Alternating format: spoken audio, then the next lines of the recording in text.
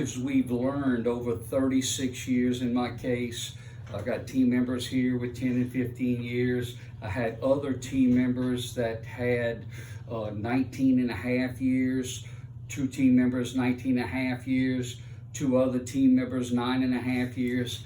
I never really saw this with all the people that I've gone to study groups. I've never seen it quite explained like this. And so what I'm referring to is the December 2024 Van Mueller newsletter, which all of us can purchase for $19.95. It's the best newsletter you can buy. Each newsletter is actually worth a heck of a lot more than the books that I'm constantly buying. So in this particular part, especially with the multi-line insurance agent, the agent business owner often either neglects, number one, he or she neglects to talk to the team members and explain to the team members why it's important to find the money. We've heard the term find the money, but as business owners, we haven't done a good job explaining to the team members why is it that we're trying to find money. And so in this case, Van Mueller talks about, here is a list of ineffective and inefficient money.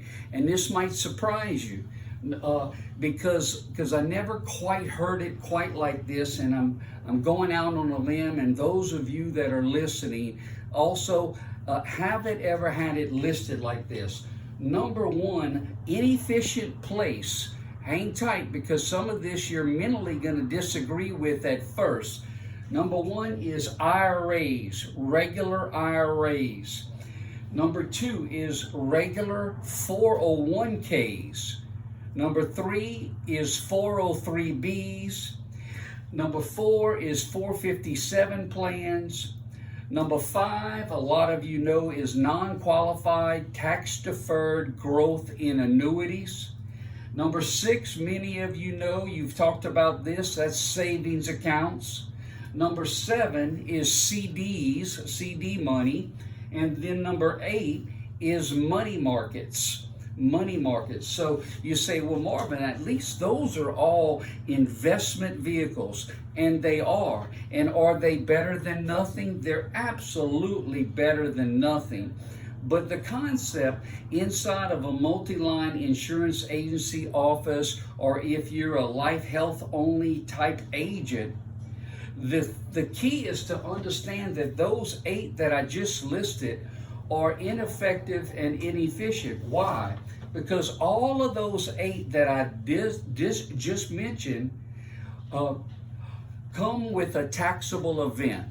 For instance, if you had a CD and you had a $100,000 CD and you pulled out $80,000 out of that CD, you would have to pay taxes on that $80,000.